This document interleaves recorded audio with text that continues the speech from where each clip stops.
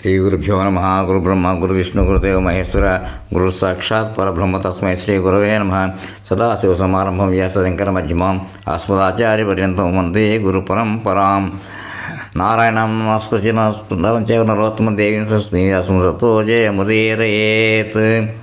అపార కరుణా సింధు జ్ఞానరూపణ శ్రీ చంద్రశేఖర గురుం ప్రణమాముదాం. శ్రీ గురుభ్యో నమః. గణాధిపతయే నమః. కృష్ణమూర్తి జ్యోతిష్యం, కృష్ణమూర్తి పద్ధతి. ఇప్పుడు కుంభరాశి గురించి, మీనరాశి గురించి చెప్పుకోవాలి ఈరోజు ఎపిసోడ్ 7. ఇప్పుడు ఒక్క విషయం మొదలు ఏం చెప్తాను, కుంభరాశి కదా. కుంభరాశి మామూలుగా జోడాకి నుంచి ఫస్ట్లోంచి లెక్క పెడితే 11, మీనరాశి 12 అవుతుంది అన్నమాట. 11 దాంట్లో అంటే 11 అంటే 9, 12 అంటే 7 అంటే బాధక స్థానాలు దాంట్లో. ఇప్పుడు కుంభరాశిలో వచ్చే నక్షత్రాలు ఏంటంటే ధనిష్ట 3, 4 పాదాలు, శతభిషం 1, 2, 3, 4, పూర్వభద్ర 1, 2, 3 అంటే 2, 3, 5, 4, 9 అలా 9 పాదాలు దానికి వచ్చేస్తుందన్నమాట. కుంభరాశికి అధిపతి శని, శాటర్న్. దాన్ని ఎక్వైరియస్ అంటారు.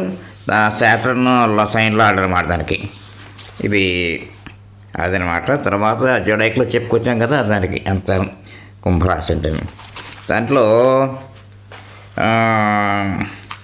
ఇదాన్ని ఏమంటే airy, fixed, moist, positive, masculine, human, voice sign, semi fruitful, southern sign and of short ascension అని చెప్పి మామూలుగా అంటారు. శాటర్న్ యొక్క లక్షణాలు అంటే అన్ని కొంచెం మందంగా చెప్పడం, మందం అని దాని గురించి చెప్తాం అనమాట. దాంట్లో ఏంటంటే Saturn misery, longevity, death, delays, obstacles, secrecy, తర్వాత patience, robbery, poverty, labour, pensions, prisons, enmity with the government, servant, dishonour, ill health, gastric complaints, asthma, colds, old age, renunciation, iron, west, ఇలాగా దాని గురించి చెప్పు శాటర్న్ గురించి అనమాట. ఇది కుంభరాశి. ఇది 300 డిగ్రీ అంటే 301 అనమాట. 301 నుంచి 330 దాకా డిగ్రీస్ ఉంటాయన్నమాట దీంట్లో. ఇది దాని తర్వాత ఇది 9వ దానికి స్థిర రాశి కాబట్టి 9వ స్థానం బాధక స్థానం అవుతుంది దీనికి. ఇంకా తర్వాత పోతే మీనరాశి. మీనరాశి అది 12వ రాశి. మేషం నుంచి లెక్కెట్టుకుంటే జోడైక్లో 12వ రాశి, అదే ఆఖరిది అనమాట. దానికి ఇప్పుడు దాంట్లో వచ్చే నక్షత్రాలు ఏంటంటే ముందర పూర్వభాద్ర 4 పాదం, ఉత్తరభాద్ర 4 పాదాలు, రేవతి 4 పాదాలు అంటే 4, 4, 8, 9 పాదాలు అయింది. మీనరాశి అధిపతి జూపిటర్, గురుడు. అంటే ధనస్సు, మీనం 2 అనమాట. 2 రాశులు గురుడికి వచ్చింది. మకరం, కుంభం శనికి వచ్చింది. ఇది ద్విస్వభావ రాశి కాబట్టి 7వ స్థానం దీనికి బాధక స్థానం అవుతుంది. అదనమాట జూపిటర్ దాంట్లోకి. అయితే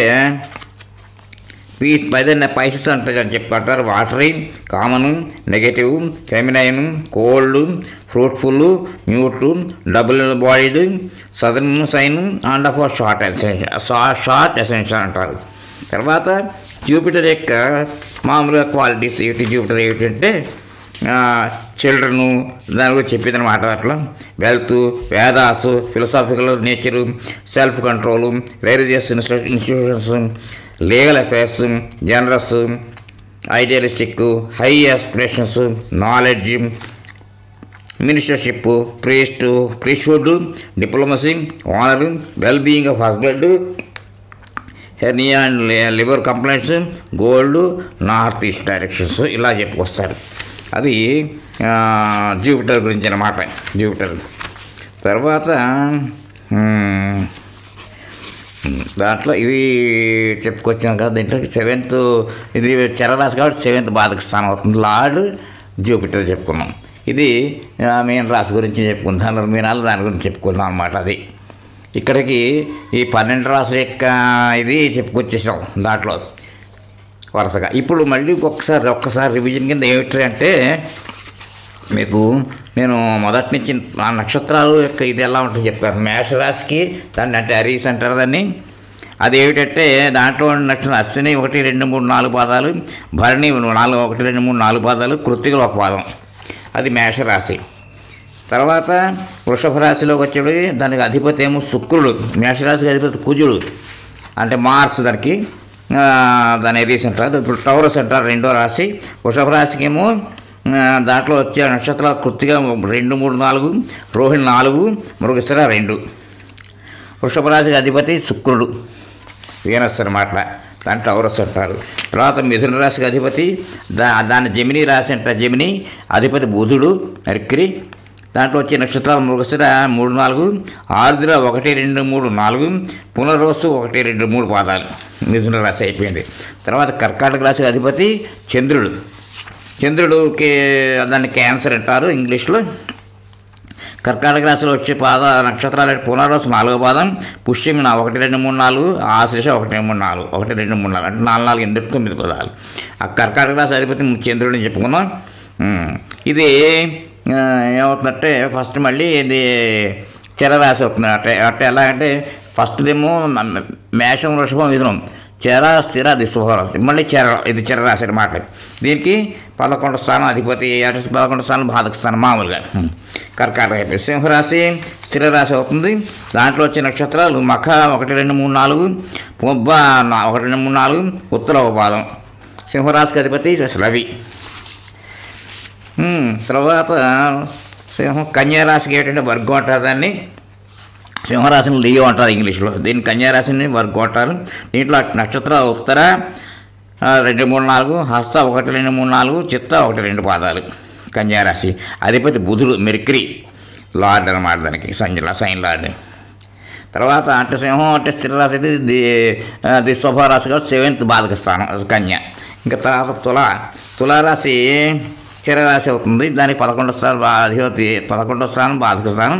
తులారాశిలో వచ్చే నక్షత్రాల చిత్త 3, 4 పాదాలు, స్వాతి 1, 2, 3, 4, విశాఖ 1, 2, 3 పాదాలు.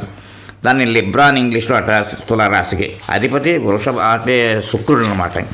వృశ్చిక రాశి తర్వాత వృశ్చికాన్ని స్కార్పియో అంటారు. విశాఖ 4వ పాదం, అనురాధ 1, 2, 3, 4, జ్యేష్ఠ 1, 2, 3, 4 పాదాలు వస్తాయి దీంట్లో.